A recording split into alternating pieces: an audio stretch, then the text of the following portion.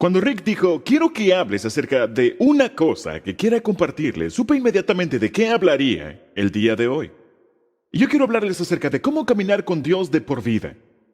Y hay un versículo en la Escritura que quisiera utilizar como base central acerca de lo que hablaremos el día de hoy, y para hacerlo fácil de seguir, lo puse al inicio de tus notas. Por favor, toma tus notas el día de hoy.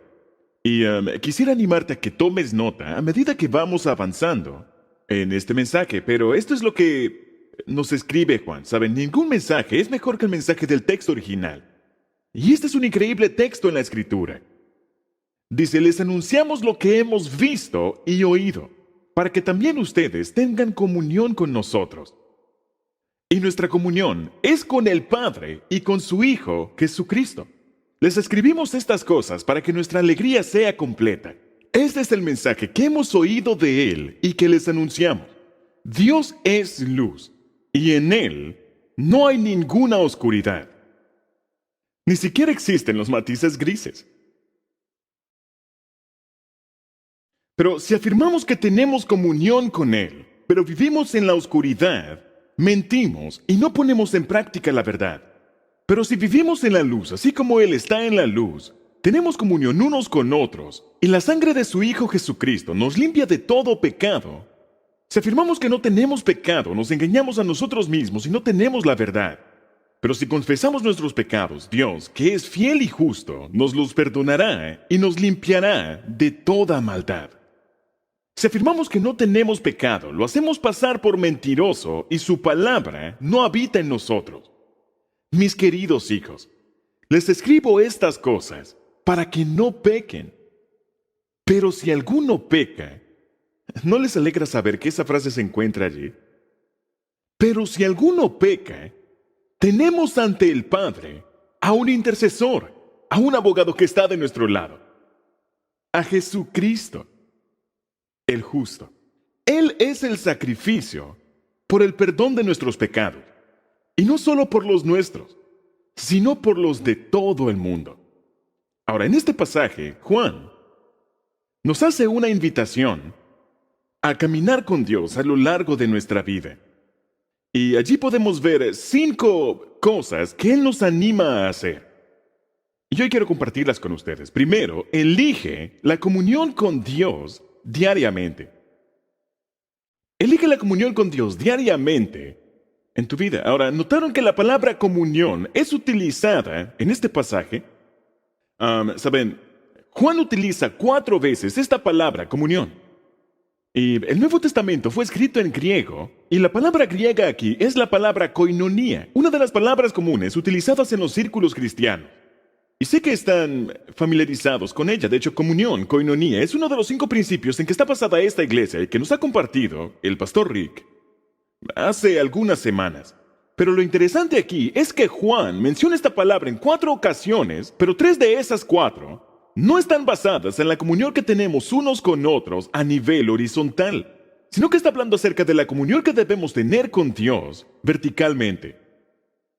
Así que, por esa razón, quisiera tomar un par de minutos en la introducción del mensaje y hablar al respecto. Vamos a enfocarnos un poco más aquí, porque es importante que entendamos esta parte para entender el resto de lo que voy a decir.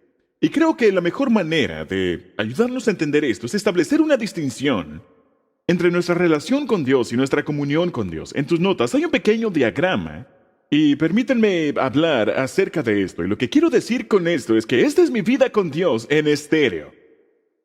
Y con esto me refiero a que vamos por la vida, y donde vemos la cruz, ahí es donde conocemos a Jesucristo.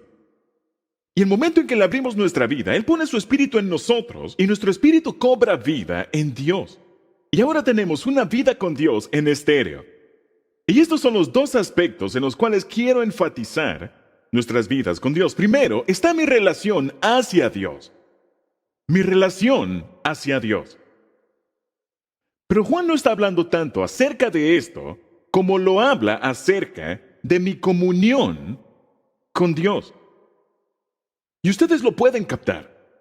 Y en 3 ocasiones aquí está hablando específicamente acerca de elegir la comunión con Dios. Ahora, vamos a enfocarnos por un momento en el aspecto de la relación, para ayudarnos a entender lo que significa comunión.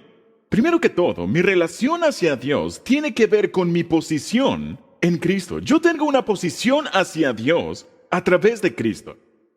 Y mi posición hacia Dios en Cristo tiene que ver con el hecho de que cuando yo lo recibo en mi vida, Jesús viene a mí. Y ahora estoy literalmente en Cristo porque Jesús está dentro de mí. Y tengo una posición en una relación con Dios en Cristo. Hay una segunda cosa que es importante, y es que me da filiación con Dios. Y en el Nuevo Testamento, la idea de filiación es muy importante, porque significa que tengo una conexión, padre e hijo, con Dios. Que tengo derechos, porque ahora tengo una posición como hijo suyo. Es muy importante. Hay un tercer punto que es muy importante, que creo que quieras escribir, y es que mi relación con Dios está establecida eternamente por lo que Él ha hecho por mí. En otras palabras, no se trata de qué tan bien puedo mantener todo en orden por la eternidad. No. Esta relación está establecida eternamente debido a lo que Él ha hecho por mí al enviar a Cristo a morir por mí. Y hay una palabra bíblica para describir esto, y es la palabra justificación.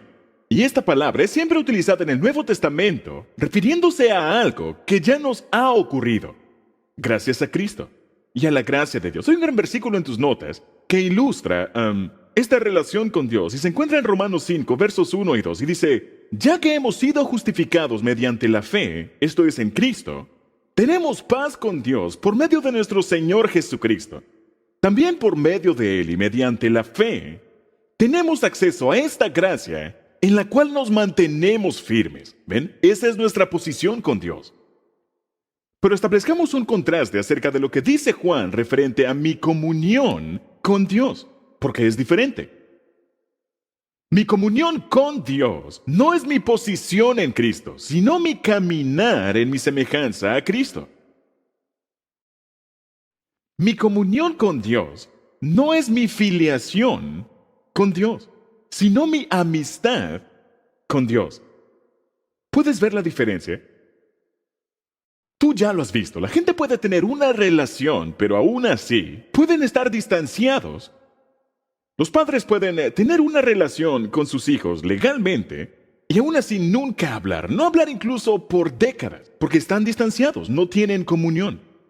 Esto puede ocurrirle a los esposos y las esposas, ¿no es así? Sigues estando casado, pero tienes una pelea y adivina lo que ocurre, se rompe la comunión. Debo decirlo, mi esposa y yo nunca peleamos, nunca hemos tenido una pelea. Pero de vez en cuando tenemos una comunión muy intensa el uno con el otro. Pero eso está bien siempre y cuando sigas estando conectado. ¿Ves la diferencia entre relación y comunión? Lo tercero que debo decir es que mi relación ha sido establecida eternamente, pero mi comunión se determina diariamente por lo que hago con Él. Es determinado a diario por si estoy caminando o no conscientemente con Dios. Eso significa la comunión. Y hay una palabra bíblica que es empleada para describir esto de lo que estamos hablando, y es la palabra santificación. Ser santificado. Y esta es una palabra que significa literalmente ser hecho santo. Que Dios empieza a hacerme como Él mismo, mientras camino en comunión con Él.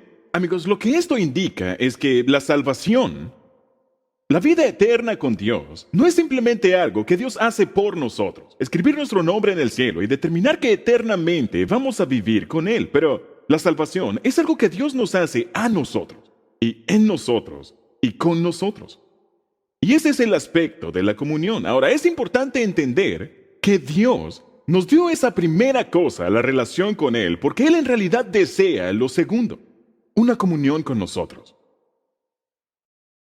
Ahora, es una vida en estéreo. ¿Alguna vez has tenido un estéreo en el cual no suena bien un canal? No es lo mismo, ¿no es así? O tienes tus audífonos y se daña uno de los dos y simplemente no es lo mismo. Y hay algunos que intentan tener una vida con Dios, pero no tienen una comunión con Él. Y vive sin gozar de los privilegios a los cuales Él nos ha llamado.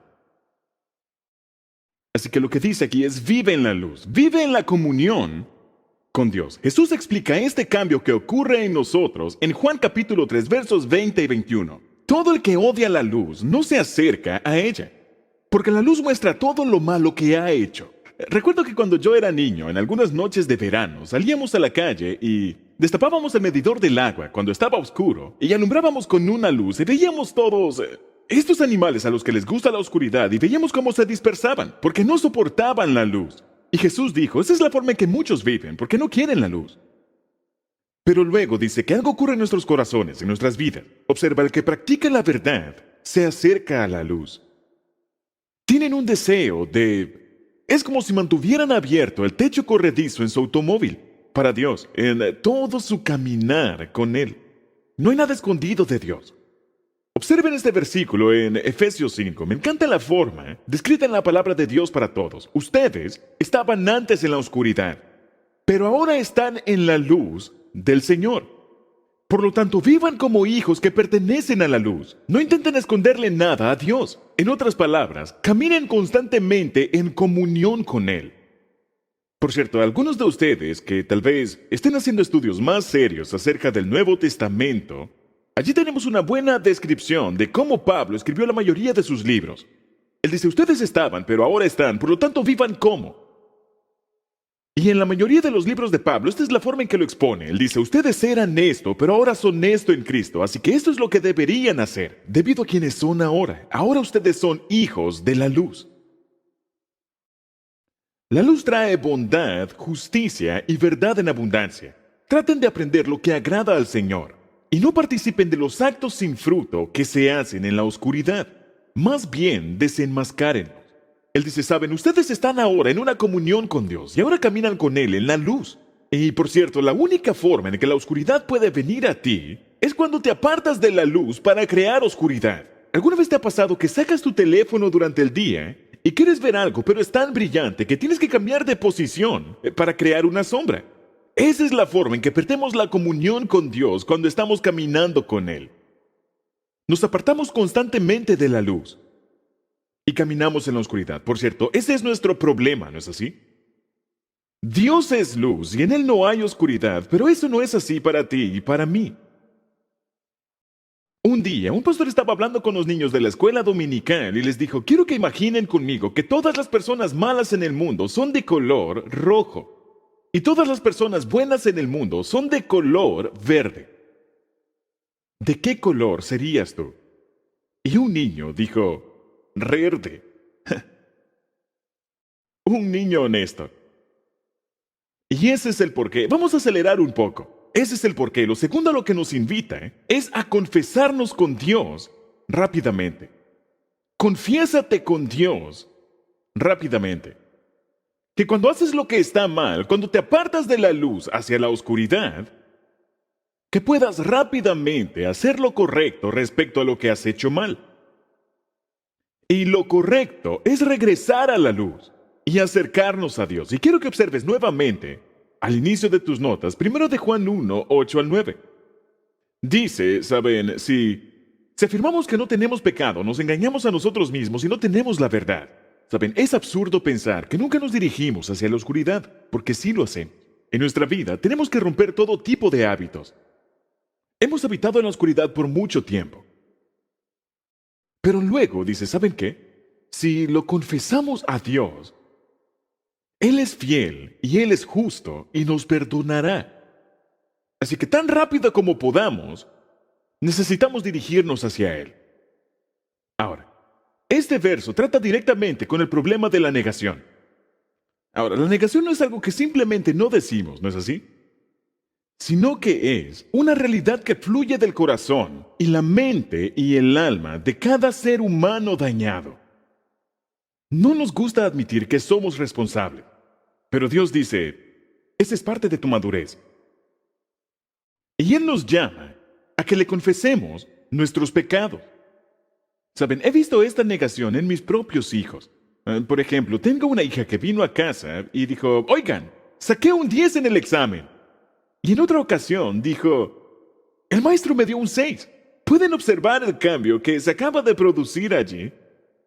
Y yo digo, espera un momento, ¿cómo puede ser responsable de una cosa pero no de la otra? David tuvo este problema. Él dice, hubo un tiempo en el cual yo no quería admitir cuán pecador era yo.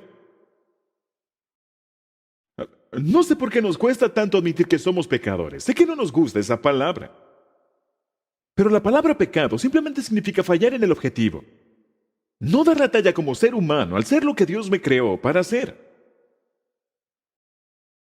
Un gran académico, Gilbert Keith Chesterton, dijo una vez, el pecado del hombre es la realidad más indiscutiblemente comprobable de la fe cristiana. Todo lo que debes hacer es ver la historia humana. No sé qué hay de ti, pero a mí no me cuesta darme cuenta que soy un pecador. Es increíble. Ni siquiera doy la talla para lo que yo quiero ser la mayoría del tiempo. Dejemos a un lado lo que quiere Dios. Así que muchas veces, incluso lo mejor de mí es toda una mezcla de motivaciones dignas e indignas. Pero dice, ¿sabes qué? Ven a Dios aún con eso. No lo escondas, simplemente ven a la luz.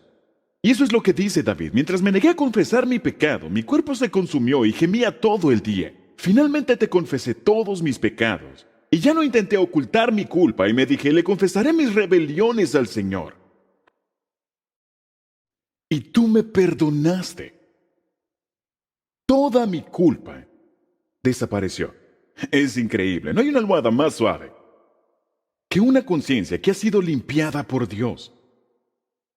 Y Él puede hacer eso porque su Hijo Jesús clavó tus pecados y los míos a la cruz y pagó por todos ellos, para que Dios pudiera completamente, sin ninguna forma en la cual pueda comprometer su justicia, pueda quitar todos nuestros pecados y decir, eres perdonado. Ahora, hay un hábito muy bueno que quiero compartirte en este momento, que aprendí en la secundaria y ayuda en esta situación de venir rápidamente ante Dios, y se llama practicar la respiración espiritual cuando sea necesario. Y déjame decirte, vas a necesitarlo. Algunos de ustedes van a necesitar la respiración espiritual antes de salir del estacionamiento aquí en Saddleback. Y a esto es a lo que me refiero. Ya sabes cómo funciona la respiración. Inhalamos oxígeno y exhalamos dióxido de carbono, porque el oxígeno se va a la sangre y es usado por los músculos y el producto de esto es dióxido de carbono. Dios creó este increíble sistema pulmonar para que cuando inhalemos, el oxígeno ingrese en nuestro cuerpo y las membranas permitan que ese oxígeno se mueva y salga el dióxido de carbono, y cuando exhalamos nos libramos de desperdicios que inhalamos. De hecho, tenemos respiración de limpieza. La primera vez que escuché eso, respiración de limpieza, fue en algún momento al final de los años 50 y fue a través de un hombre llamado Jack LaLanne. ¿Alguien aquí recuerda ese nombre? Parece que trae muchas memorias del pasado. Ya que estamos hablando acerca de cosas viejas, cómo han pasado los años, y yo recuerdo claramente cómo mi mamá lo veía en la televisión, frente a una silla, moviendo su pierna de esta forma, Jack LaLanne, y luego Jack LaLanne decía, muy bien, vamos a tomar un poco de respiración de limpieza.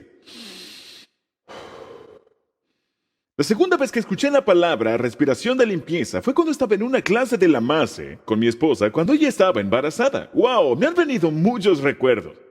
Déjà vu.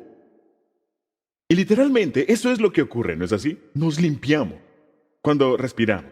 Ahora funciona de esta forma. Vengo ante Dios y digo, Dios, he caminado en la oscuridad.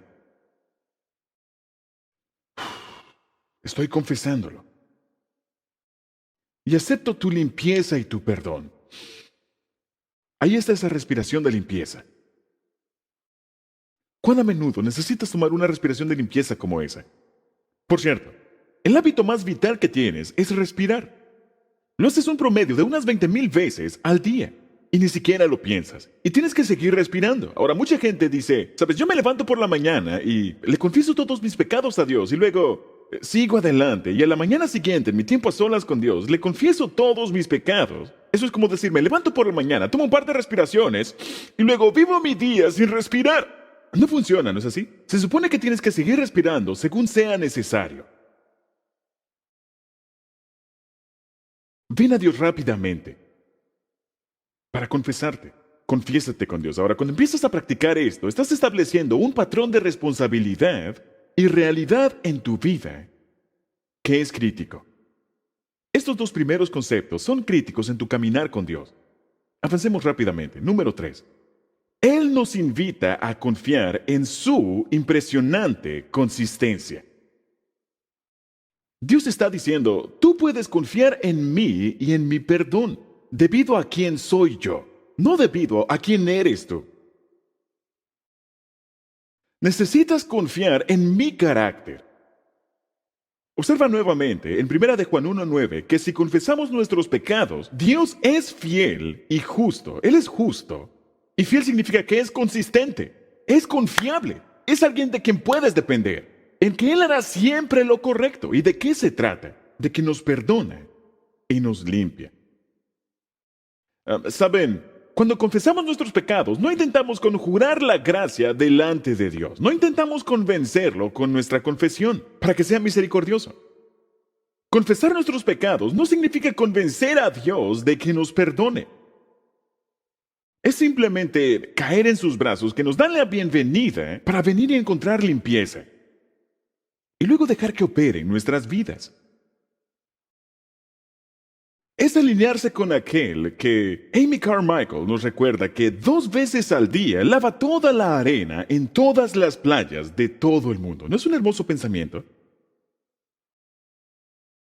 Y Dios dice, yo quiero que seas limpio.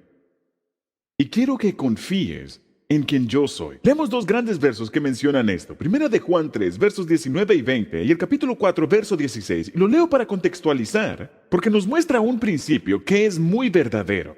En esto sabremos que somos de la verdad, y nos sentiremos seguros delante de Él, que aunque nuestro corazón nos condene. ¿Alguna vez has sentido eso? Dios, no creo que puedas perdonarme por esto, lo he hecho demasiadas veces. Seguramente estás diciendo, eso es todo, ya basta. Ya no hay más perdón para ti por eso.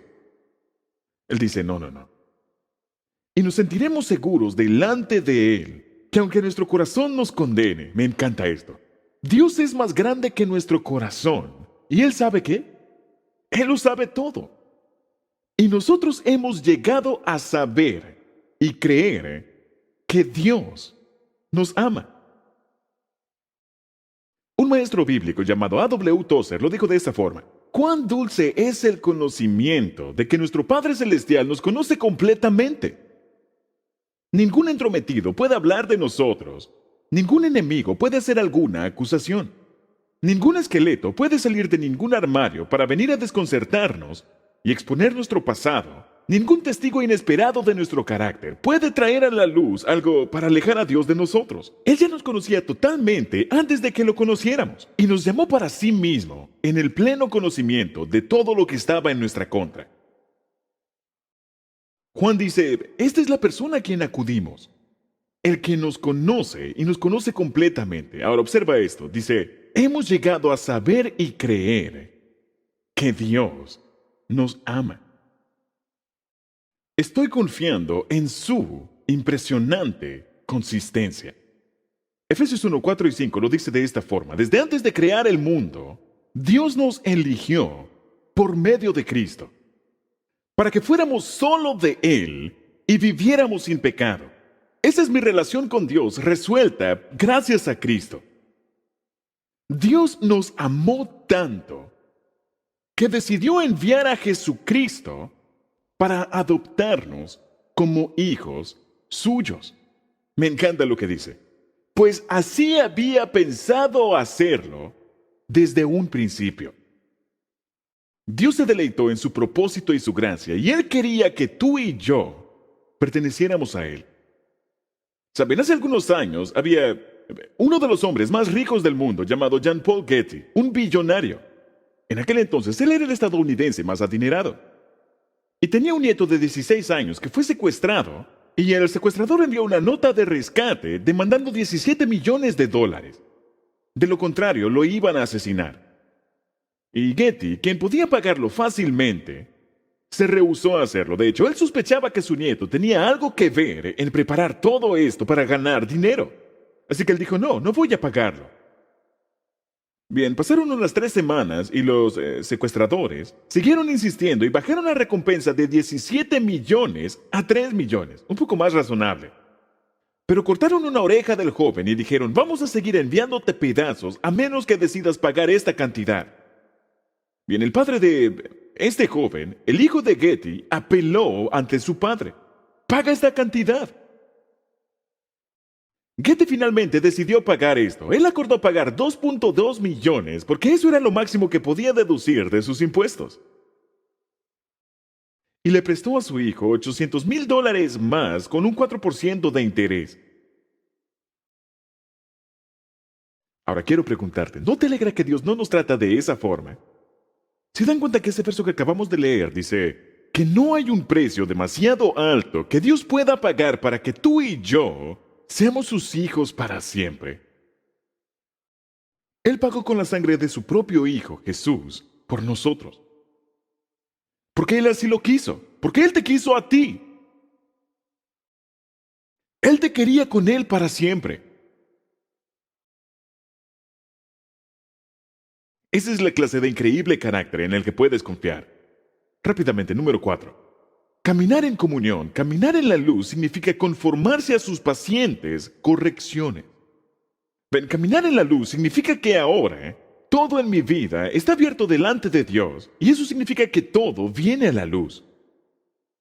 En mi vida, ahora escuchen, ya lo han escuchado antes, Dios te ama tal como eres, pero Él te ama demasiado para ver que te quedas de la misma forma. Así que Él dice, ¿sabes qué? Vamos a trabajar en esas cosas en tu vida. Simplemente sigue presentándote ante mí cuando desobedezcas. Y por cierto, muchas veces las personas hacen lo que yo llamo hiperventilación espiritual. Y con esto me refiero a que se angustian demasiado en confesarle sus pecados a Dios, se obsesionan y empiezan a pensar que tienen que confesar cada falla en su carácter y cada debilidad de la que se percatan. Y Dios dice, no. Vamos a encargarnos de eso con el tiempo si caminas conmigo. Te ayudaré a corregirlo. Solo necesito que te presentes limpio ante mí cuando desobedezcas. Saben, la realidad de nuestra vida, aquí tengo una foto que tomé el otro día cuando fui a mi banco de trabajo. Saben, aquí tenemos... ¿qué es eso? Bien, número 1, es un desastre, pero esto es muestra de un hombre ocupado que no tiene tiempo para ordenar sus cables. Y piensa, simplemente lo meto en el frasco. El problema es que la próxima vez que necesite un cable verde, pueden imaginar todo el problema que atravesaré por un pedazo de cable, porque está todo enredado. Y esa es la forma en que hay muchas situaciones en nuestra vida. Y algunos dirán, esa es una buena metáfora para mi vida el día de hoy. Soy un desastre. Pero Dios dice, ¿sabes qué? Yo sé cómo ordenar las cosas pacientemente y ayudarte a desenrollar cosas en tu vida. Si caminas conmigo, por cierto, celebrando la recuperación, es un excelente lugar donde puedes desenrollar algunos de esos nudos y aprender a venir a la luz con Él. Cuando estaba en la secundaria, yo practicaba salto en garrocha. Algo que disfrutaba es que durante el encuentro el entrenador nos filmaba. No estoy hablando de videocinta, fue mucho antes de eso. Él nos filmaba. Y unos días más tarde, luego de procesar el film, nos sentábamos y decíamos, veamos lo que ocurrió. Y decían, muy bien, allí viene Williams, ¿sabes? Allí cometiste un error. Y lo retrocedía y decía, este es el porqué. Planté la garrocha demasiado pronto, o caminé demasiado, o no me incliné lo suficiente. Pero veíamos todas las fallas y decíamos, muy bien, veamos si esta vez lo logra. Y me alegra que Dios no haga eso con nosotros. Él solamente dice, ¿sabes qué? Ven para que yo te limpie. Trabajaré contigo. Porque número 5, Él nos invita a continuar en su camino de la vida. Él dice, camina en la luz conmigo y voy a llevarte por un sendero, por un camino, que es el camino de la vida y de la luz. Porque es un camino que guía al estilo de vida de Dios. Y todo a lo que Dios nos está invitando, todo lo que Dios nos está retando a hacer y nos llama para hacer, es debido a quien Él es, porque Él quiere que seamos como Él. Así que nos llama a ser fieles porque Él es fiel. Él nos desafía a ser personas de integridad y de pureza porque ese es quien Él es. Y es algo maravilloso que al caminar con Él estamos caminando hacia la vida y la luz. Proverbios 4, 18, 19 es un gran verso que describe lo que ocurre en nuestro caminar con Dios. El camino de los justos es como la primera luz del amanecer, que brilla cada vez más hasta que el día alcanza todo su esplendor. ¿Captas la imagen? Si te levantaste antes de que saliera el sol, estaba oscuro, pero a medida empieza a subir, ves cada vez más y a mediodía es tan brillante que puedes verlo todo. Y dice, así es el camino de los justos. Empieza a aclararse cada vez más a medida vas avanzando, porque Él va a llamarte a una vida de luz. C.S. Lewis lo dijo muy bien. Él dijo, yo sé que el sol está arriba, no solamente porque puedo verlo, sino también porque puedo ver todo lo demás en su luz. Y mientras camino con Él está enseñándome este camino de justicia. Y debo decir que cuanto más avanzo en mi caminar con Jesucristo, ¿saben? No es como, wow, acabo de aprender algo y ya es algo obsoleto. Es algo que ya no funciona. No, no, no, no. Dios dice, este es un camino eterno de vida hacia el que voy a guiarte. Pero el camino de los perversos, y esto significa el camino de los rebeldes. El camino de los perversos es como la más densa oscuridad. Ni siquiera saben con qué se tropiezan. Es por eso que Jesús dijo en Juan 8:12, yo soy la luz del mundo, y el que me sigue nunca andará ¿en qué? En la oscuridad, porque yo voy a guiarte, sino que tendrá la luz que da vida. Hay un gran predicador de antaño que lo dijo de esta forma, nuestro problema es que nos hemos salido de órbita con Dios. Y debido a que nos hemos salido de órbita con Dios, vivimos a la deriva. Necesitamos volver a la órbita, teniéndolo a Él al centro. Y si no lo hacemos, seguramente viviremos una imitación barata de lo que podríamos ser si lo siguiéramos a Él. Me di cuenta de algo el otro día y quiero compartirlo con ustedes. Me parece algo genial y lo compartiré con mis amigos en Saddleback. Y es algo que fue escrito por un exastronauta llamado Charles Duke. Y de verdad me encantaría que Charlie pudiera estar aquí con nosotros y compartir su historia con nosotros, pero no puede. Pero, si no les molesta, permítanme compartir una pequeña parte de esto. Si no saben quién es Charles Duke, él fue parte de la misión Apolo 16. Y en abril del año 1972, él pasó 11 días en el espacio y caminó sobre la superficie lunar durante 3 días y dijo esto, yo fui voluntario para el programa espacial. En un artículo llamado La Luna no es suficiente. Él dice, yo fui voluntario en el programa espacial por la emoción y la aventura. Y créanme, esperar el despegue sentado en un cohete Saturno de 120 metros de alto y 6 millones de libras de peso, eso es emoción. Sabía que estaba a punto de vivir la emoción de mi vida. Pero ¿qué puede superar 11 días en el espacio y 3 días caminando alrededor de la Luna? Regresé, teniendo 36 años, con una carrera militar exitosa detrás de mí y empecé a preguntarme, ¿y ahora qué? Anhelaba la emoción de la aventura, pero no había más vuelos planeados hacia la Luna, sino solo un bosquejo de algo llamado transbordador espacial, que podrían construir algún día. Y yo estaba aburrido. Fama, fortuna y un espacio en los libros de historia lo tenía todo. Pero si fueras una mosca en la pared de mi casa, podrías ver que yo no era tan interesante. Estaba fallando miserablemente como padre y esposo, pero en lugar de enfrentar mi problema, quité los ojos de la Luna y los puse en el dinero. Ciertamente pensé, esto me traerá la satisfacción que incluso la Luna no pudo darme. Ciertamente el matrimonio no me había dado ninguna satisfacción.